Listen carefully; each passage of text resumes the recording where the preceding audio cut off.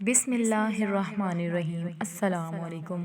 حضرت ابو درداء رضی اللہ عنہ نے فرمایا کہ جو بندہ بھی یہ دعا پڑھے گا، دل سے پڑھے یا سرسری طور پر، تو اللہ تعالیٰ اس کے پاس آنے والے ہر غم کو، پریشانی کو دور کر دیں گے انشاءاللہ۔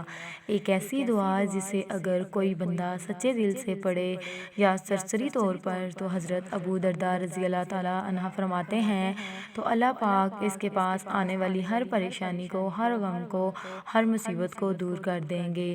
یہ ایسی دعا ہے جسے آپ صبح، شام یا رات کو اگر پڑھنے کا معمول بنا لیں تو آپ انشاءاللہ ہر طرح کے نقصان سے، غم سے، پریشانیوں سے محفوظ رہیں گے۔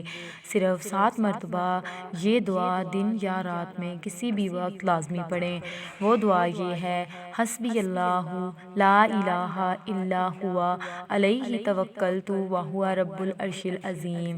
مجھے اللہ ہی کافی ہے، اس کے سوا کوئی معبود نہیں۔